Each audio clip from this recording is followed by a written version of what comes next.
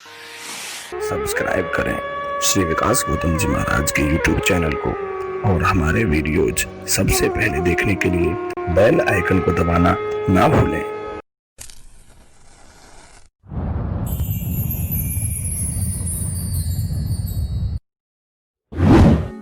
जय श्री राधे।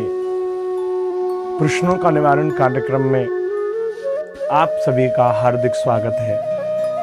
आज है रविवार और हर रविवार की तरह आज भी हम आपके समक्ष एक नए प्रश्न को लेकर के आए हैं। हर घर में एक मंदिर होता है और उस मंदिर में हमें अपने देवी देवताओं की स्थापना किस प्रकार करनी चाहिए वो शास्त्रोक्त विधि से हम जानेंगे।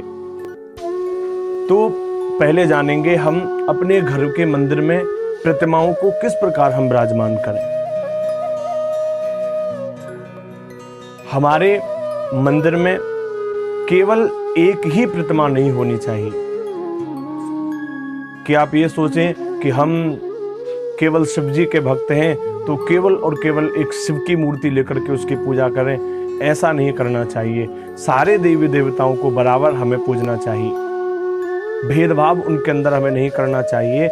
हाँ, इष्ट हमारा एक होना चाहिए। इष्ट हमारे एक होते हैं। आपके इष्ट अगर शिव जी हैं तो आप शिव जी को अपना इष्ट मान करके चलें, लेकिन ऐसा नहीं है कि केवल शिव को ही पूजें, अन्य किसी देवी देवता को ना पूजें। या आप केवल भगवान राम कृष्ण वैष्णव हैं, विष्णु के भक्त हैं तो आप केवल विष्णु की पूजा करें, राम की पूजा करें, अन्य किसी की पूजा ना करें।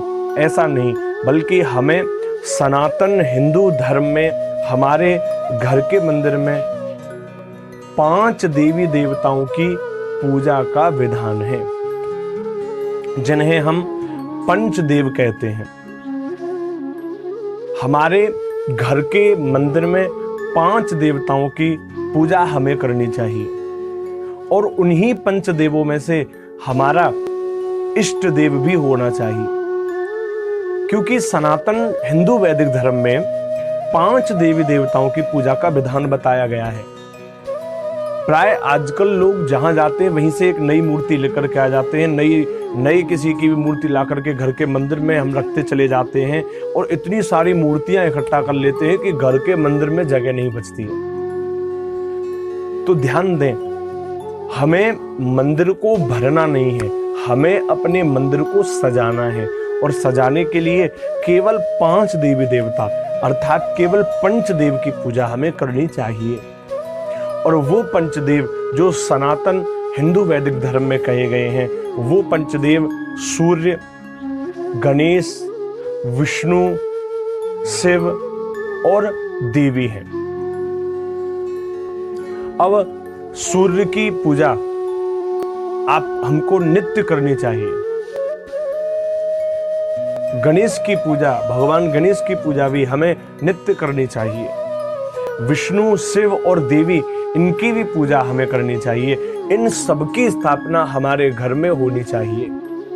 सूर्य, गणेश, शिव, विष्णु और देवी, इनके या इनके अवतारों के अतिरिक्त, यानी कि मान लो अगर आपके यहाँ पर विष्णु भगवान नहीं राम जी हैं या आपके इष्ट देव भगवान कृष्ण हैं तो वो भी विष्णु के अवतारों में आते हैं।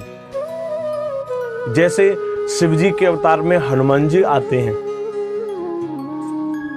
उसी प्रकार आप उन्हें या उनके अवतारों को, उनको आप अपना इष्ट माने, उनकी आप पूजा करें और उन 5 देवों की स्थापना हम अपने घर में करें। और उनकी स्थापना हमें इस प्रकार करनी चाहिए कि जो हमारे इष्ट हैं वो मध्य में विराजमान हमें करने हैं और बाकी जो देव हैं वो हमको दोनों तरफ, एक 2 दाहिनी तरफ 2 बाहिनी तरफ, इस प्रकार हमें उनको विराजमान कराना है। इष्ट देव का स्थान हमें उनके मध्य में रखना है। जैसे अगर आपके इष्ट देव भगवान विष्णु हैं, राम हैं, कृष्ण हैं, अर्थात आप वैष्णव हैं, तो वैष्णवों को अपने इष्ट देव को मध्य में विराजमान करके और 2 मूर्तियां दाहिनी ओर और 2 मूर्तियां बाहिनी ओर दोनों तरफ लगानी चाहिए। उनकी स्थापना दोनों तरफ करनी चाहिए। मध्य में अपने इष्ट देव की स्थापना हमें करनी है। एक घर में, एक मंदिर में एक देवता की 2 मूर्तियों को रखना वर्जित है। हम एक से अधिक एक देवता की मूर्तियां एकत्रित ना करें, इकट्ठा ना करें, उन्हें एक जगह पर ना विराजमान करें। ये शास्त्रोक्त विधि में वर्जित कहा गया है। एक मंदिर में 2 शंख हमें नहीं रखने चाहिए। एक मंदिर में एक ही शंख होना चाहिए, 2 शंख नहीं रख सकते हैं। कई लोग गुरु को भगवान से भी ऊपर उनकी स्थापना कर देते हैं, पर ध्यान रखें, भगवान से ऊपर ना बिठा करके गुरु जी को भगवान के चरणों में विराजमान करें। अपने इष्ट देव के चरणों में गुरु जी की प्रतिमा, गुरु जी की फोटो आप लगाएं। इस प्रकार से आपका मंदिर आप सजाएं। अगर आप शिव जी के भक्त हैं तो शिव जी को मध्यस्थ विराजमान करके आप बाकी अन्य देवताओं को दाहिने और बाहिने ओर उनको विराजमान करें। इस प्रकार से हमें पंचदेवों की उपासना, पंचदेवों की स्थापना अपने घर के मंदिर में करनी चाहिए। अगर आप हमारे चैनल पर पहली बार आए हैं तो आप हमारे ये चैनल सब्सक्राइब करके बेल आइकन दबाना ना भूलें।